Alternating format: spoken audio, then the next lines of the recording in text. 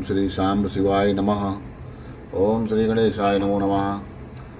श्री शिव महापुराण के विद्येश्वर संहिता का 18वां अध्याय, इसमें बंधन और मोक्ष का विवेचन हो चुका है।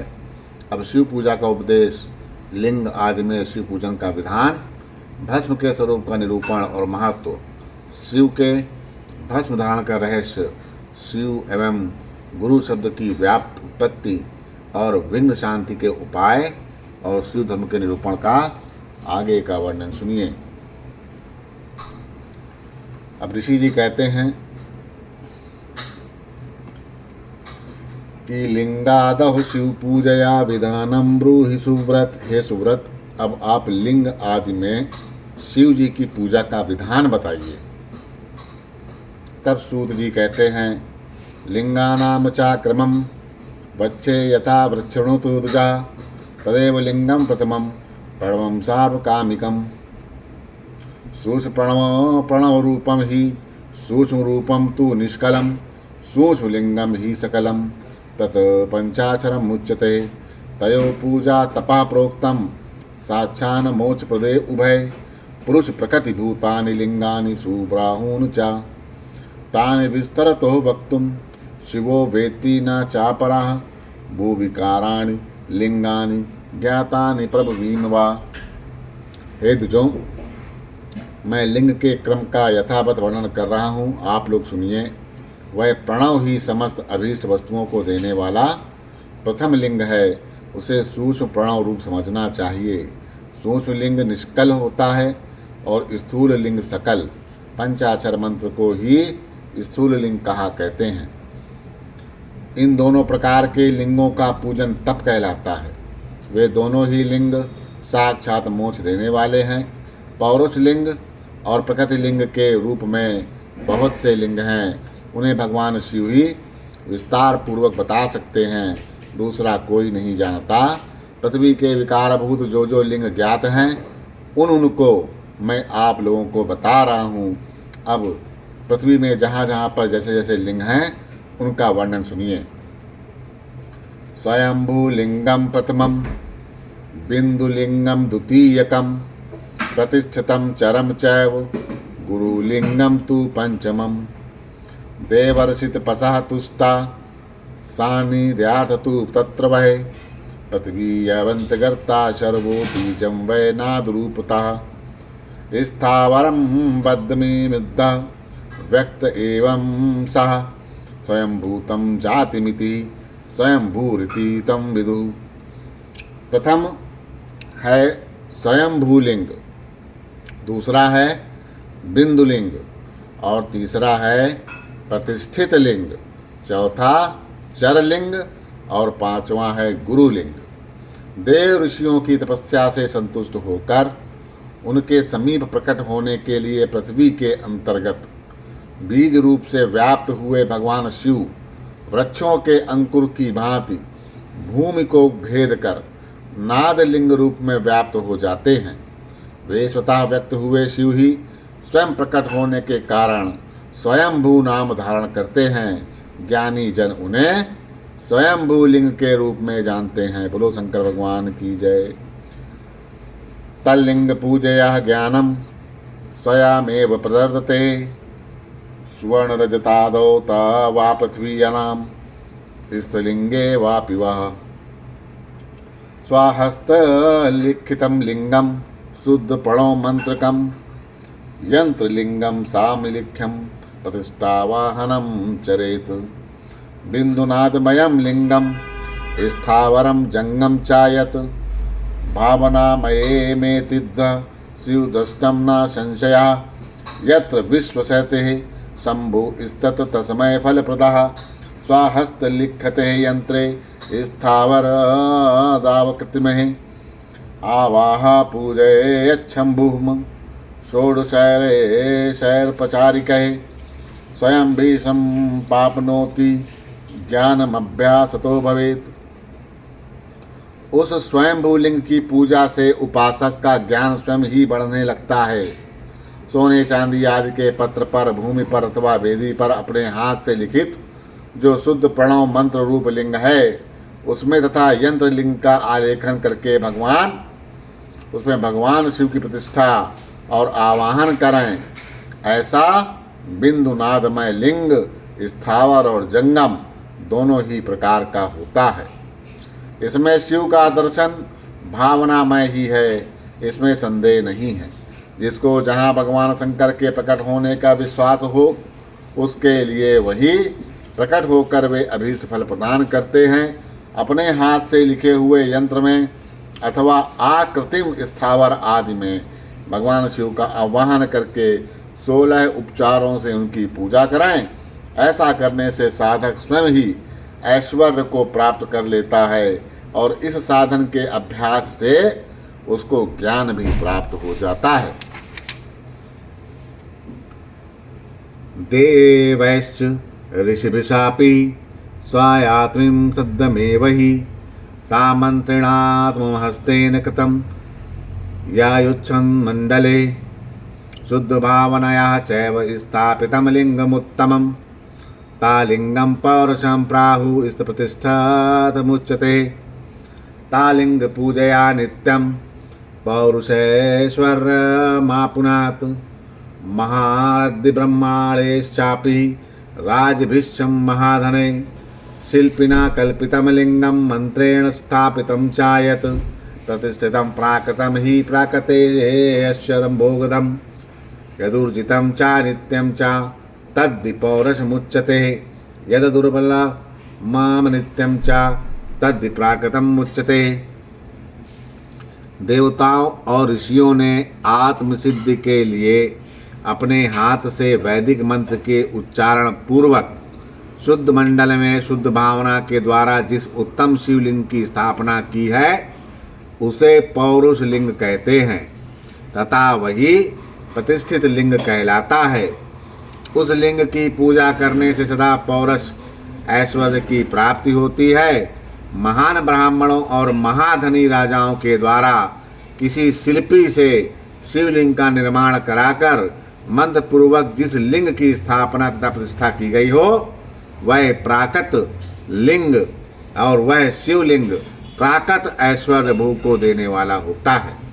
वह है प्राकृत लिंग जो शक्तिशाली और नित्य होता है।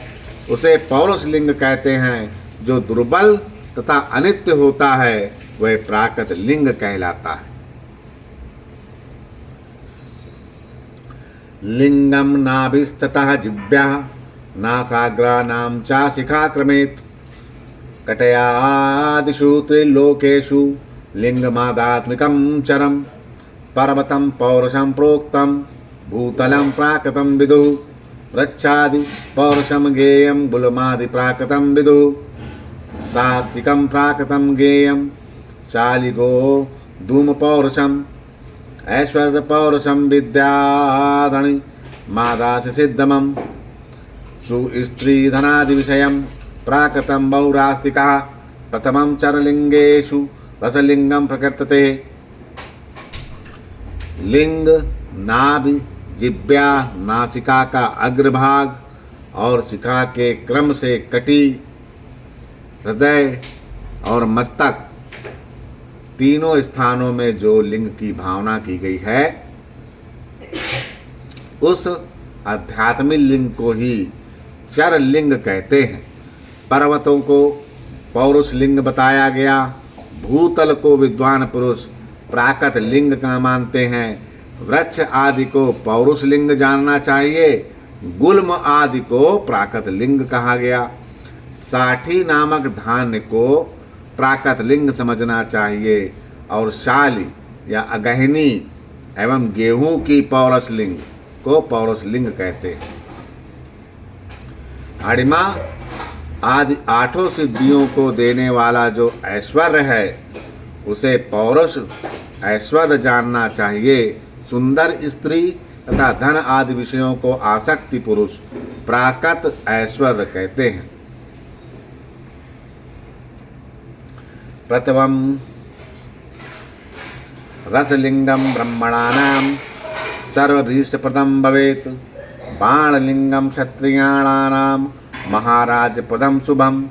स्वर्णलिंगं तु वैश्यानां महाधनपति त्वदं शिलालिंगम तु शूद्राणाम महाशुद्धिकरम शुभम स्फटिकिं बाणलिंगम च सर्वेशानां सर्वकामदाम स्वायी अभावे नंदयानम तु पूजया नामना निषुद्धते स्त्रीणानाम तु पार्थिवलिंगम सावृत्राणानां विशेषता विधवानां प्रवक्तानां स्फटिकीं परिकीर्तितम् विधवानां निवृत्तानां रसलिंगं विष्यते बाल्ये वा यौवने वापि वार्धके वापि सुव्रता शुद्ध स्फटिकलिंगं तु स्त्रीणानां तत्सर्वभोगदं प्रवक्तानां पीठपूजा सर्वभीष्टप्रदा भुवि। चरलिंग में सबसे प्रथम रसलिंग का वर्णन किया जाता है। रसलिंग ब्राह्मणों को उनकी सारी अभीष्ट वस्तुओं को देने वाला है। शुभ कारक बाणलिंग क्षत्रियों को महान राज्य की प्राप्ति कराने वाला है। स्वर्णलिंग वैश्यों को महाधनपति का पद प्रदान करने वाला है तथा सुंदर शिलालिंग शूद्रों को महाशुद्धि देने वाला है। स्फटिक के लिंग और बाणलिंग सब लोगों को उनकी समस्त कामनाएं प्रदान करते हैं। अपना ना हो तो दूसरे का स्फटिक या बाणलिंग भी पूजा के लिए निषिद्ध नहीं है। स्त्रियों विशेषता सद्भाव के लिए पार्थिव लिंग की पूजा का विधान है। प्रवृत्ति मार्ग में स्थित विधवाओं के लिए स्फटिक लिंग की पूजा बताई गई है, परंतु विरक्त विधवाओं के लिए रसलिंग की पूजा को ही श्रेष्ठ माना गया है। ये संप्रतों बचपन में, युवावस्था में और बुढ़ापे में जो शुद्ध स्फटिकमय शिवलिंग का पूजन स्त्रियों को समस्त भोग प्रदान करने वाला है। ग्रहासक्त स्त्रियों के लिए पीठ पूजा भूतल पर संपूर्ण अभीष्ट को देने वाली है।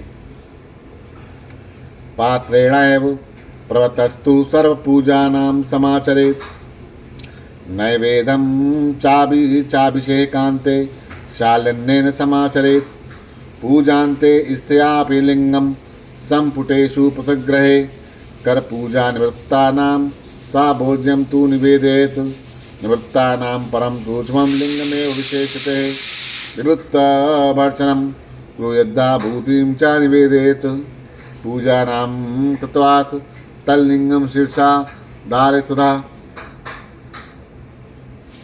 विभूति स्त्री विद्या प्रोक्ता लोक वेद शिवाग्नि।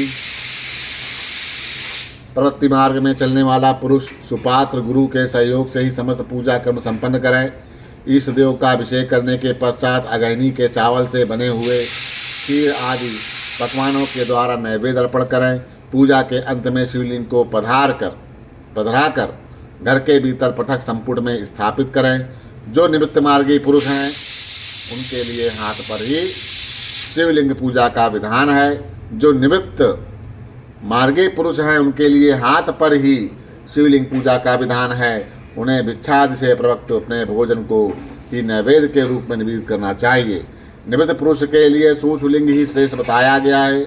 वे विभूति के द्वारा पूजन करें और विभूति को ही नैवेद्य के रूप से निवेदित भी करें। पूजा करके उस लिंग को सदा अपने मस्तक पर धारण करें।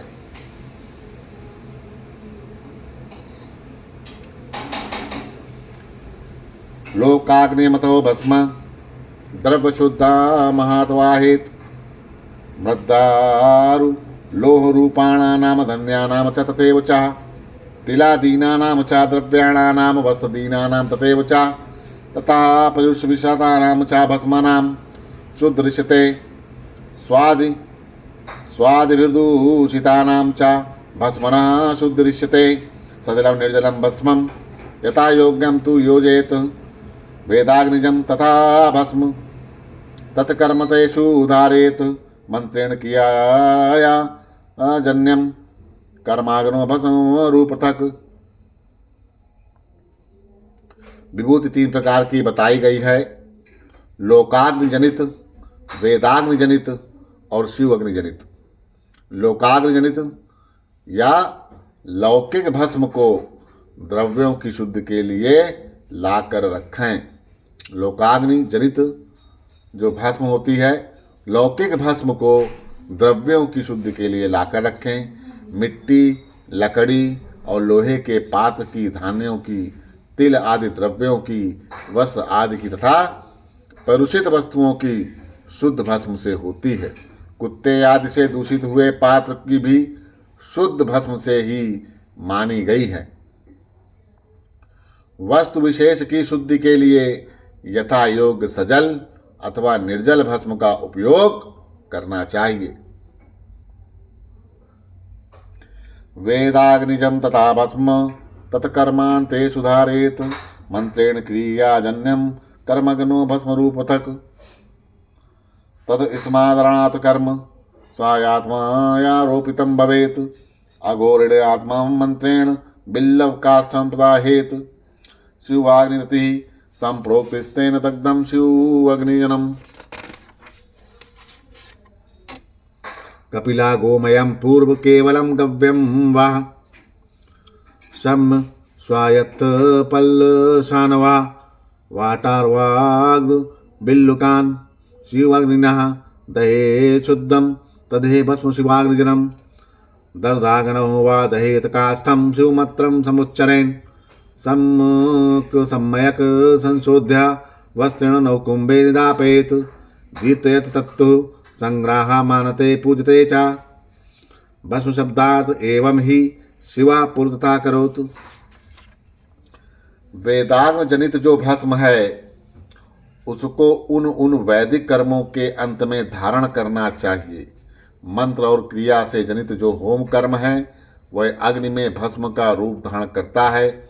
उस भस्म को धारण करने से कर्म आत्मा में आरोपित हो जाता है। अघोर मूर्तिधारी शिव का जो अपना मंत्र है उसे पढ़कर बेल की लकड़ी को जलावें। उस मंत्र से अभिमंत्रित अग्नि को शिव आग्नि कहा जाता है।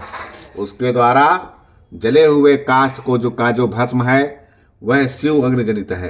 कपिला गाय के गोबर अथवा गाय मात्र के गोबर को शमी, पीपल, पलाश, वट, अमलतास और बिल्लव इनकी लकड़ियों को शिवाग्नि से जलावें। वह शुद्ध भस्म शिवाग्नि जनित माना गया है। अथवा कुश की अग्नि में शिव मंत्र के उच्चारण पूर्वक काष्ठ को जलाएं। फिर उस भस्म को कपड़े से अच्छी तरह छानकर नए घड़े में भरकर रख लें। उसे समय समय पर अपनी कांति या शोभा की वृद्धि के लिए धारण करें। ऐसा करने वाला पुरुष सम्मानित एवं पूजित होता है। यतः स्वाविषये राजा सारं ग्राहाति यत्करं, यथा मनुष्याः सस्यादि दग्धवः सारं भजन्ति वै, यथा हि जठराग्निश्च भक्ष्यादीन विदानुभूमं दग्धवा सारतारं सारत्वस्वादेहं परिपूषति, यथा प्रपंचकर्तापि सा शिवः परमेश्वरा स्वाधिष्ठते या प्रपंच दग्धवा सारं गृहीतवान् दग्धवा प्रापंचम तद्दशं स्वायात्मना निरूपैच्छवे उद्दलनस्य व्याजेन जगत सारं गृहीतवान्। पूर्व काल में भगवान शिव ने भस्म शब्द का ऐसा ही अर्थ प्रकट किया था। जैसे राजा अपने राज्य में सारभूत कर को ग्रहण करता है, जैसे मनुष्य सस्य आदि को जलाकर पकाकर उसका सार ग्रहण करता है, तथा जैसे जठरानल नाना प्रकार के भक्ष्य भोज आदि पदार्थों को भारी मात्रा में ग्रहण करके उसे जलाकर सारतार वस्तु ग्रहण करता है और उस सारतर वस्तु से स्वदेह का पोषण करता है, उसी प्रकार प्रपंचकर्ता परमेश्वर शिव ने भी अपने में आधेय रूप से विद्यमान प्रपंच को जलाकर भस्म रूप से उसके सार तत्व को ग्रहण किया है। प्रपंच को दग्ध करके शिव ने उसके भस्म को अपने शरीर में लगाया। उन्होंने विभूति या भस्म पोतने के बहाने जगत के सार को ही ग्रहण कर लिया। स्वारतनम स्थापयामास स्वाकीये ही शरीर के केशमाक सासारेण वायुसारेण वै मुखम हृदयं चायग्निसारेण त्वायपानां सारेण वै कटिं जानुं चावानिसारेण तदत सर्वतः तंडकम। शिव ने अपने शरीर में अपने लिए रत्न स्वरूप भस्म को इस प्रकार स्थापित किया। आकाश के सार तत्व से केश, वायु के सार तत्व से मुख, अग्नि के सार तत्व से हृदय जल के सार तत्व से कटी भाग और पृथ्वी के सार तत्व से घुटने को धारण किया है। इस तरह उनके सारे अंग विभिन्न वस्तुओं के सार रूप हैं। ब्रह्मा विष्णवे यश्च रुद्राणां सारां चैव त्रिपुण्डकं तथा तिलक रूपेण लालाटान्ते महेश्वरा भूभृतया सर्वमेतादि मानते स्वायमित्सहो प्रपंच सार सर्व स्वामेन नैव वशीकृतम् तस्मादस्य वशीकर्ता नान्योऽस्ति सा शिवा स्मृते यथा सर्वमृगाणां च हिंसको मृगहिंसका अस्य हिंसा मृगो नास्ति तस्मात् सिंहम् इति ऋता शं नित्यं सुखमानंदमिकारः पुरुषा स्मृत। महेश्वर ने अपने ललाट के मध्य में तिलक रूप से जो त्रिपुंड धारण किया है वह ब्रह्मा विष्णु और रुद्र का सार तत्व है। वे इन सब वस्तुओं को जगत के आबुद्ध का हेतु मानते हैं। इन भगवान शिव ने ही प्रपंच के सार सर्वस्व को अपने वश में किया, अतः उन्हें अपने वश में करने वाला दूसरा कोई नहीं है, इसीलिए वे शिव कहे गए हैं। जैसे समस्त मृगों का हिंसक मृग पशु सिंह कहलाता है और उसकी हिंसा करने वाला दूसरा कोई मृग नहीं, अतएव उसे सिंह कहा गया है। बोलो श्री शंकर भगवान की जय।